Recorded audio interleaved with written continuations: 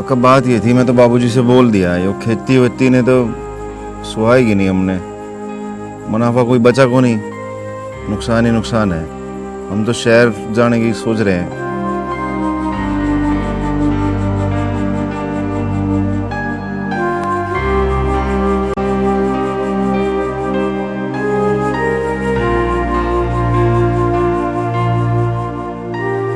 अच्छा, सोच तो हम भी यही रहे थे कि शहर निकल जाएं, वहीं चल के नौकरी चाकरी करें।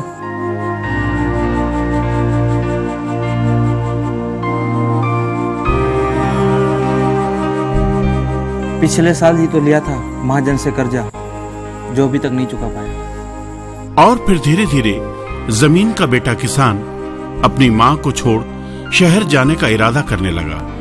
खेती चौपट हो गई तो किसान भी किसान कहां रहा। पहले अनाज जहर बन गया, फिर फसल कम हो गई और फिर जमीन सूख गई। कीमत की जगह बढ़ने लगा कर्ज।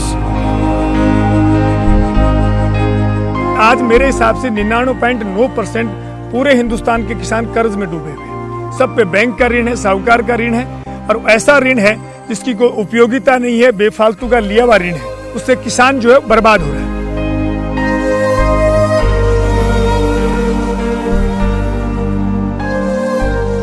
दूसरी ओर अनजान उपभोक्ता बेहिचक ऐसी सब्जियां, फल और अनाज खाते रहे जिनमें जहर की बूंदें मिली हुई थी।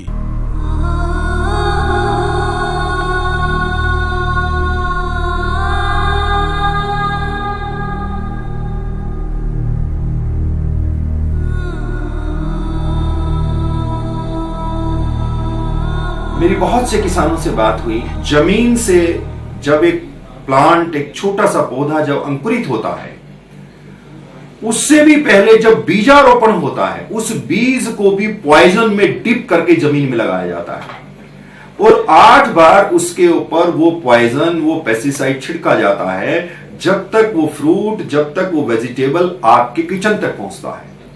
तो आप खुद सोच सकते हैं कि आज हमारे घर में क्या आ रहा है। हम बच्चों को, बहुत छोटे छोटे बच्चों को, मैं ये मानता हूं कि वेजिटेबल जहां हम खिला रहे हैं, जहां हम बहुत सुंदर ऊपर से दिखने वाले फ्रूट खिला रहे हैं, मैं कहता हूं कि हम अपने बच्चों को जहर परोस रहे हैं।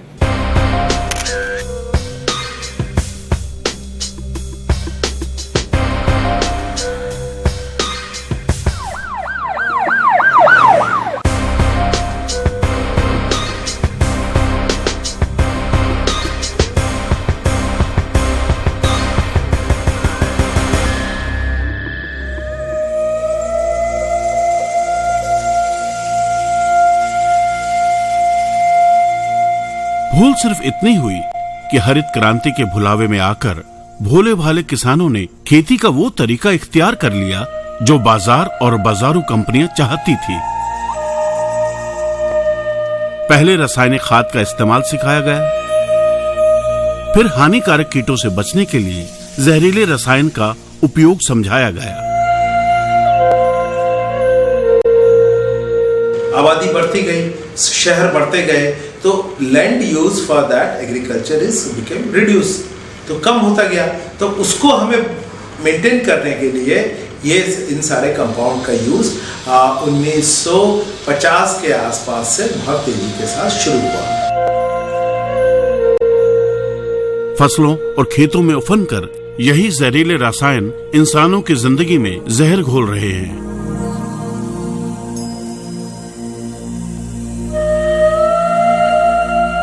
खाए जाने वाले अनाज का हर दाना जहर हुआ सो हुआ। अभी सदी भी नहीं गुजरी, पंजाब के किसानों ने हरित क्रांति को ऐसे गले लगाया जैसे कोई सुनहरे भविष्य के सपनों को सीने में बसाकर रखता हो। उसी हरित क्रांति ने वहां के किसानों को ऐसे दुत्कार दिया मानो खुद किसान ही बेकार हो चुकी फसल हो। शायद याद हो, इसी पंजाब से एक ट्रेन चलती है जिसे लोग कैंसर एक्सप्रेस के नाम से जानते हैं।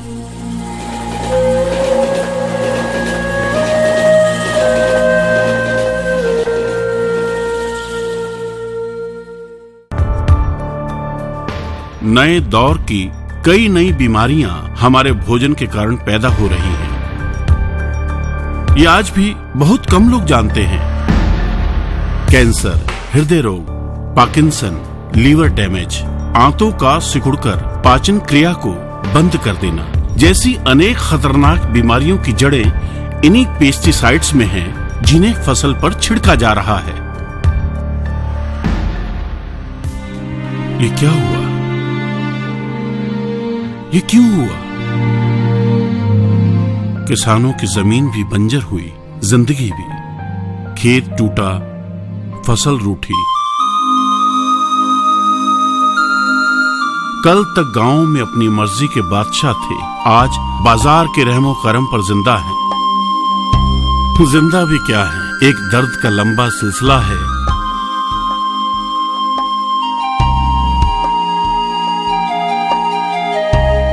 जहर पीकर जिए जा रहे हैं।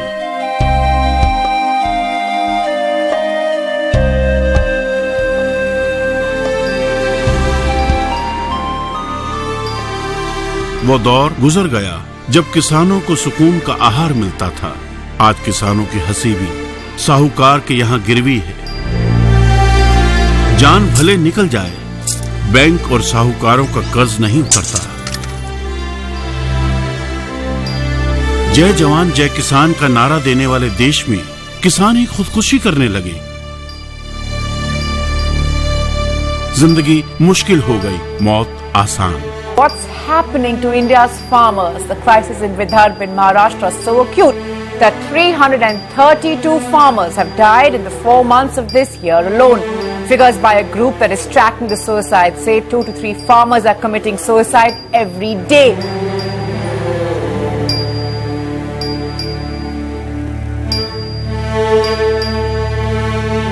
कीटनाशक के छिड़काव से मिट्टी में इतने जहरीले रसायन मिल चुके हैं कि अनाज का हर दाना जहरीला है। बहुत कम लोग जानते हैं कि एक बार खेतों में छिड़क दिए जाने के बाद ये जहर 100 साल तक नष्ट नहीं होते।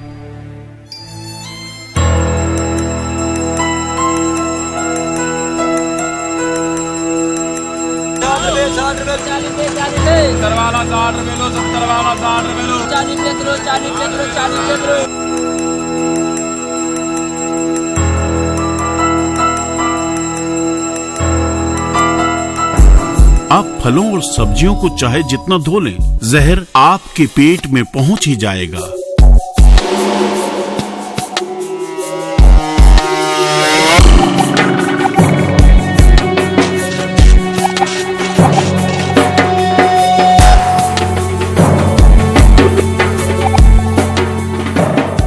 और आपके शरीर में समाकर आपके शरीर को धीरे धीरे नष्ट करना शुरू कर देगा।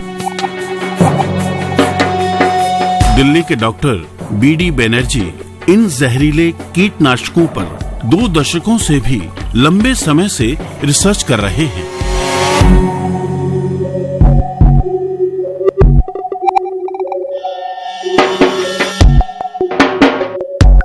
किसान ने किसी भी पेस्टिसाइड का यूज किया, उसने तो अपने फायदे के लिए, क्रॉप को बचाने के लिए। उसको नहीं पता है कि ये जो दवाई वो डाल रहा है वो आज चला जाएगा, खत्म हो जाएगा, कल खत्म हो जाएगा, कितने सालों में खत्म होगा। जनरली इसका हाफ लाइफ जो होता है, it is something between 50 years to 150 years। जहरीले कीटनाशकों के छिड़काव से फसल अच्छी होती है ऐसी बात नहीं है।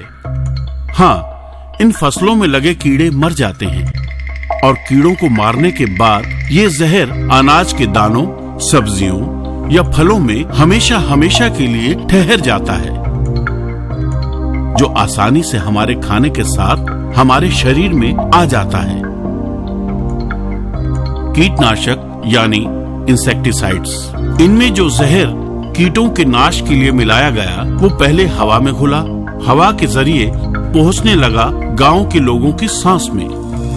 अनाज और फलों के जरिए वो पहुंच गया खाने वालों के जिस्म में, और पानी के जरिए हमारी नसों में पहुंचकर हमारे लहू के साथ रगों में दौड़ने लगा। किसानों तक को पता नहीं था कि वो जहर के व्यापार का हिस्सा बन गए हैं। यह बाजार में जहर के व्यापारियों की ताकत थी कि जहर आसानी से हमारी नस नस में घुलता चला गया। फसलों में या सब्जियों में छिड़काव किए जाने वाले जहर इतने असरदार होते हैं कि धोने और उबालने के बाद भी ये हमारे खाने में मौजूद होते हैं।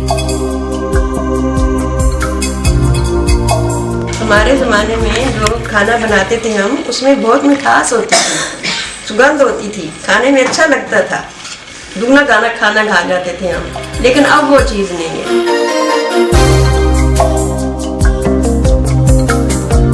इस पूरे जाल के पीछे एक साजिश है जिसे आम आदमी के लिए समझना भी मुश्किल है।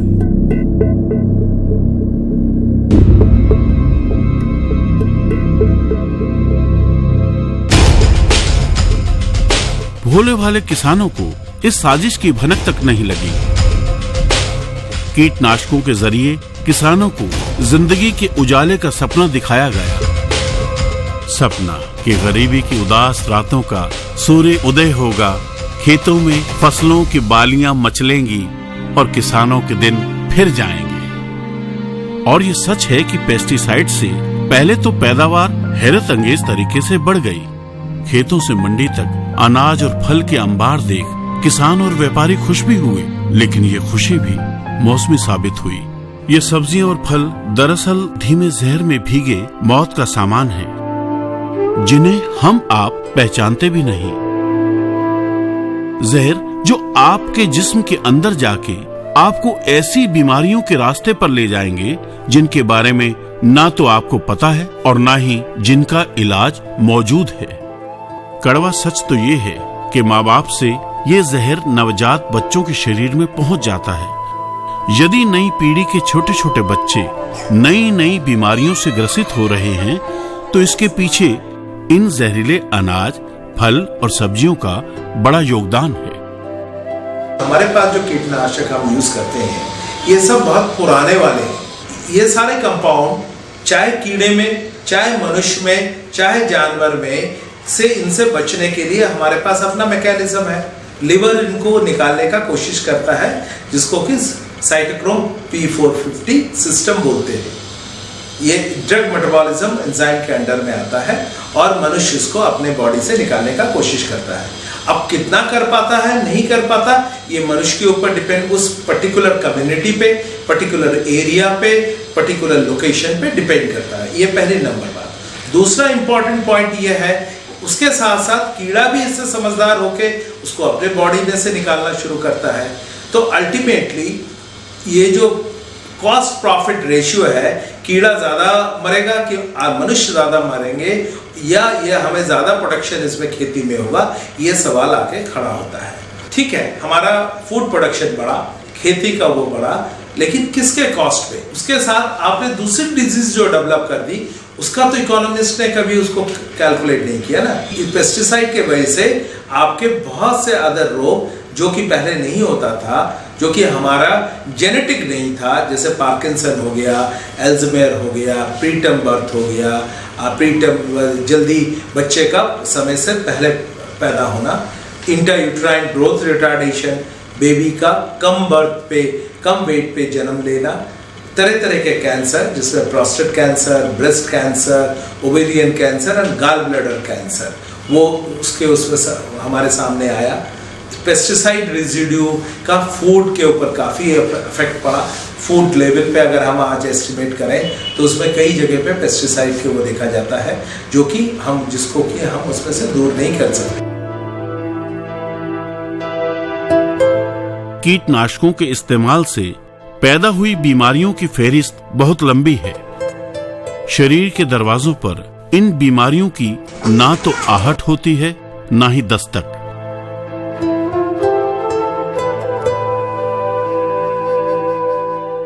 मेजर कॉज है इनफर्टिलिटी का कि शरीर में खाने की कमी। इनफर्टिलिटी जहाँ तक कंसर्न्ड है उसमें यह है कि रिसेंट ईयर्स में इनफर्टिलिटी बहुत इंक्रीज हुई है। खाना भी है वो भी काफ़ी कंटामिनेटेड है पेस्टिसाइड से। कई बार ये जो हमारी पेस्टिसाइड्स कंटामिनेटेड या आर्टिफिशियल चीज़ें आ रही हैं, इनमें वो न्यूट्रिएंट्स नहीं होते हैं जो हमें बहुत ज़रूरी होते हैं। कीटनाशकों से धुली सब्जियां, फल और अनाज खाने से ये बीमारियां धीरे धीरे शरीर में पनपती रहती हैं और जब तक इनका पता चलता है तब तक बहुत देर हो चुकी होती है। कीटनाशकों ने न सिर्फ इंसान को बीमारियां और मौत दी, बल्कि ये पूरे पर्यावरण के लिए खतरा बन गए।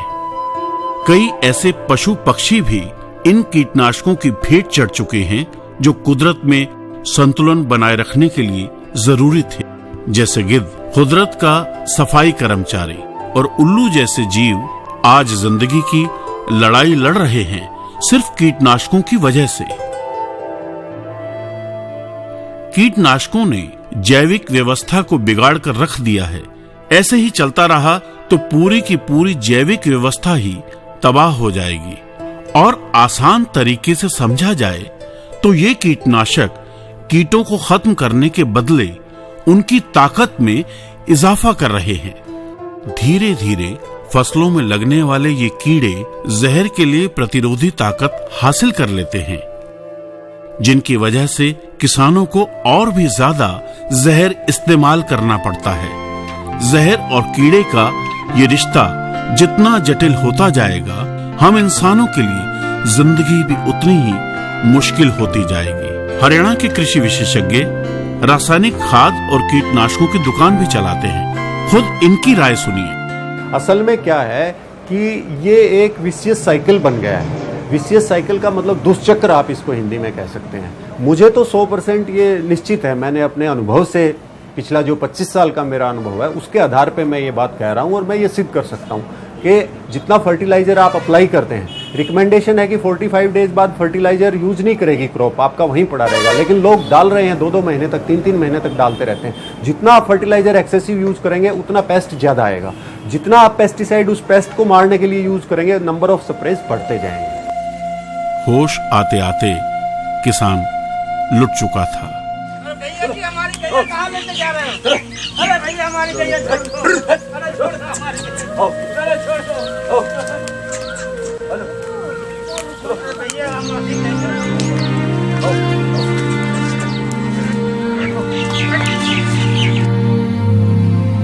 जमीन की कोख बांझ होने लगी। कल तक सोना उगलने वाली धरती ऊसर हो गई। किसानी कंगाली का पेशा हो गया। किसानों के सपने खेत में ही दफन होने लगे। कर्ज के बोझ से किसानों की कमर झुक गई। आखिर मौत के इस जाल से छूटने का कोई तरीका तो होगा। कोई तो किसान होगा जिन्हें इस जाल को तोड़ने का तिलिस्म भी पता होगा। ऐसे ही किसान की तलाश में हम सीकर राजस्थान पहुंच गए, जहां के किसान आंखें खोलकर खेती करते हैं प्राकृतिक तरीके से। वहीं हमारी मुलाकात कान सिंह से हुई। इन्हें कुदरती खेती के पुरखों के तरीके आज भी याद हैं। किसान को गाय के जो है महत्व सबसे बड़ा है। हमारे शास्त्रों में वर्णन जो आता है कि एक देसी गाय से आप 30 एकड़ जमीन में बम्पर फसल ले सकते हैं। आज जो मेरे भाई डीएपी, यूरिया, रसायनों का उपयोग कर रहे हैं, जो जैविक खादों का उपयोग कर रहे हैं, वो कल से ही बंद कर दें। और जो मैं एक तरीका बता रहा हूँ उसमें आप प्रैक्टिकल कर लें। 5 बीघा में आप रसायनों से खेती करें, 5 बीघा में जैविक तरीके से करें और 2 बीघा में आप जो है प्राकृतिक रूप से जो हमारी जीरो बजट की खेती है उसके तरीके से करें।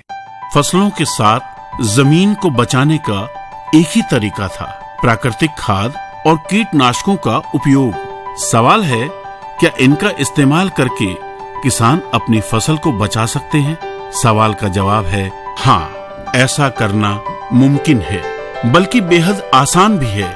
प्राचीन भारत में इसका उपाय था पंचगव्य, यानी गाय से मिलने वाले 5 तत्वों का मिश्रण।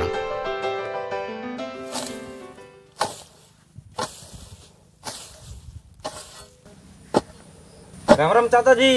अरे आओ आओ केतन भाई, राम राम राम राम। आओ, हाल चाल ठीक है तुम्हारा?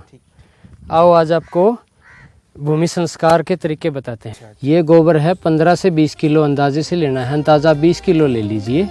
और इतना ही गौमूत्र, गाय का पेशाब है, ये ताज़ा 20 लीटर के आसपास है।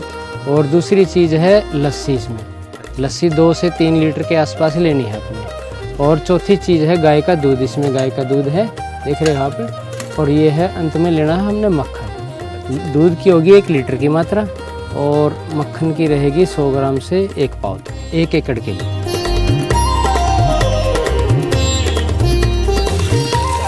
गोबर, गोमूत्र, दूध, दही और घी, अगर इन चीजों को सही मात्रा में मिलाकर कुछ दिनों तक रख दिया जाए तो ये सबसे ताकतवर उर्वरक में बदल जाते हैं।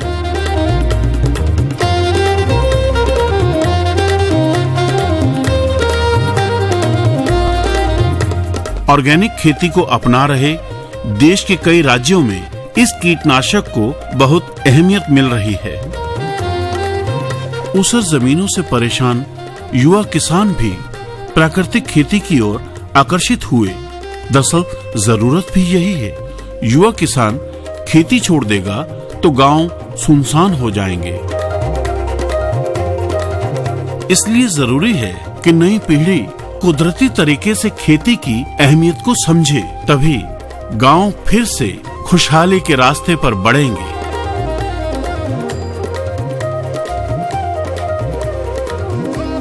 यही नहीं, दुनिया भर में अब रासायनिक कीटनाशकों की जगह पंचगव्य को किसानों ने अपना लिया है।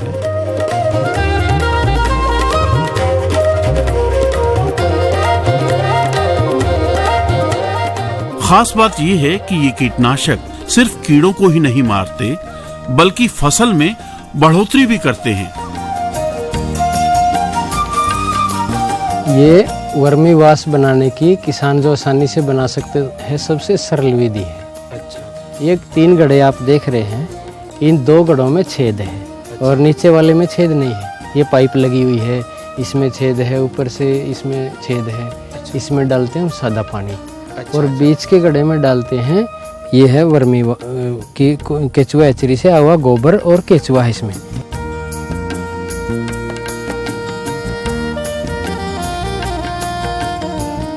बीच के गड्ढे में नीचे थोड़ा सा पेंदी में छेद है छोटा सा। अच्छा। और उसमें छोटे छोटे कंकर डाले हुए हैं ताकि केचुआ से ड्रिप ना होए, नीचे फंसे ना पाइप में। अच्छा। केचुआ अपना सुरक्षित रहेगा, फिर इस्तेमाल करेंगे इसका। अच्छा। आगे काम लेंगे। अब इसमें ऊपर वाले छेद में पानी डालते हैं, धीरे धीरे टपके इसमें आ रहे हैं। जैसे इसमें आएगा केचुए का वास होके, केचुए का और गोबर का, इसमें सूक्ष्म पोषक तत्व होते हैं बहुत सारे। अच्छा। और वो धीरे धीरे से पूरी रात आता रहेगा, पूरे दिन आता रहेगा। थोड़ा सा 1-2 लीटर इसमें इकट्ठा हो जाएगा और इसकी 2 लीटर मात्रा 1 एकड़ फसल के लिए काफ़ी रहती है। इसका विशेष एक्शन होता है फसल पे जब हम इसको पानी 200 लीटर पानी में मिला के किसी खड़ी फसल पे स्प्रे करते हैं, तो ये बड़ी ज़बरदस्त तरीके से पौध को बढ़ाता है। जैविक कंपोस्ट बनाने की विधि भी बहुत आसान है। एक गड्ढे में धरती से 2-2.5 फीट ऊंचाई तक गोबर भर देते हैं। इसके सूखने पर इस ढेर में 2.5 इंच मोटा छेद इस तरह से कर दिया जाता है कि उस पर सूर्य की रोशनी सीधी पड़े। फिर इस छेद में 2-3 दिन के अंतर पर गोमूत्र डाला जाता है। इस विधि से ये जैविक खाद 6 से 7 महीने के अंदर तैयार हो जाता है। इन प्राकृतिक खाद एवं कीटनाशकों का खेत पर होने वाले प्रभाव को समझने के लिए हमने एक प्रयोग किया। एक ऐसा खेत चुना जिसमें रासायनिक खाद प्रयोग में लाए जाते रहे हैं और एक खेत जिसमें प्राकृतिक खाद का उपयोग होता है।